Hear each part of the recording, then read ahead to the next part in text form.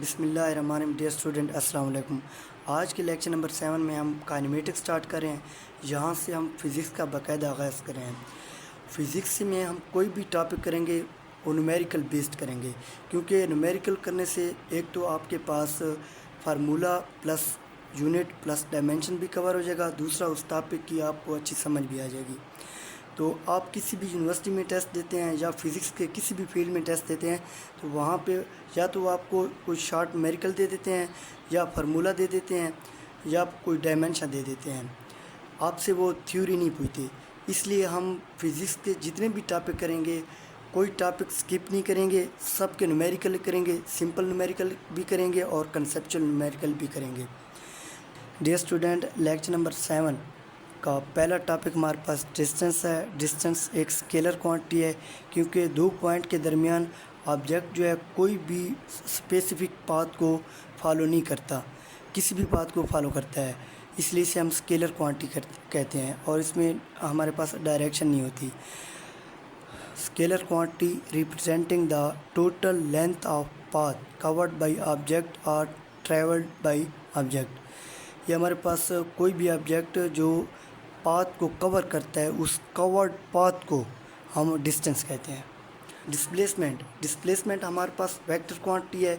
The shortest distance between initial and final position, ये हमारे पास इसमें वेक्टर क्वांटिटी है, इसमें डायरेक्शन गिवन होती है। That represent the change in position of object. अब हम न्यूमेरिकल करते हैं। A particle move along the circumference of circle from P to Q as shown. Find the displacement. तो यहाँ पे उसने हमसे डिस्प्लेसमेंट और डिस्टेंस पूछा है। तो पार्टिकल जो है अलॉन्ग द सर्कल जो है यहाँ से P से Q की तरफ मूव कर रहा है अलॉन्ग द सर्कमफेरेंस। तो हमें पता है आर्क लेंथ हमारे पास L है, रेडियस R है और थीटा हमें गिवन है, तो डिस्टेंस हमारे पास L हो जाएगा। और हमने लेक्चर नंबर 1 में आर्क लेंथ जो हमारे पास रिलेशन था थीटा एल और आर का, वो हमने पढ़ा है। Theta is equal to L by R होता है।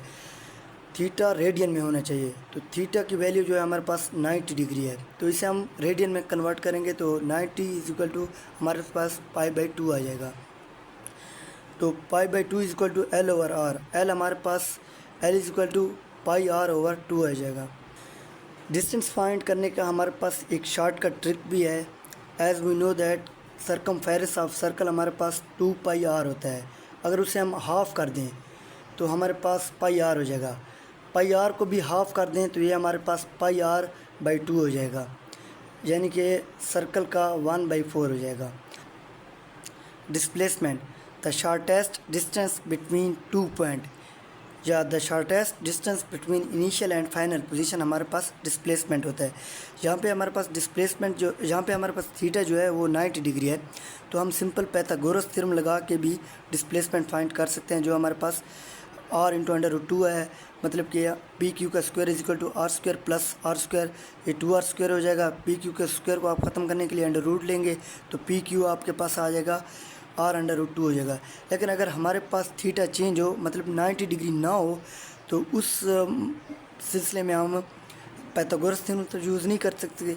वहाँ पे हमने डिस्प्लेसमेंट फाइंड करने के लिए 2r sin θ/2 हमने ये फार्मूला लगाना है। अगर थीटा चेंज हो या सिर्फ थीटा हो हमारे पास, यानी कि थीटा की वैल्यू गिवन ना हो, या थीटा की वैल्यू हमारे पास 30 डिग्री हो, 60 डिग्री हो, 45 डिग्री हो, तो हम यहाँ पे 2r sin θ/2 लगाएंगे। और डिस्टेंस जो है हम सिंपल फार्मूले से ही फाइंड करेंगे, वही theta is equal to L by R. Theta हमारे पास रेडियन में हो, अगर हमारे पास थीटा की वैल्यू 90 ना हो, कोई और भी हो, मतलब कि 45 डिग्री हो, 30 डिग्री हो, 60 डिग्री हो, तो डिस्टेंस हम इसी फार्मूले से फाइंड करेंगे। लेकिन जो डिस्प्लेसमेंट है हम उसके लिए ये फार्मूला यूज़ करेंगे 2r sin θ/2। डिस्प्लेसमेंट हमारे पास 2r sin θ/2 है। 2r sin θ हमारे पास 90 डिग्री है, 90/2 हो जाएगा और ये हमारे पास 45 डिग्री हो जाएगा।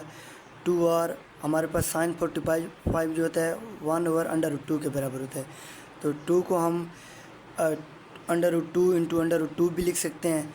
तो ये √2 और ये √2 हमारे पास कट जाएगा, तो ये हमारे पास सिंपल r इंटू √2 भी हो जाएगा।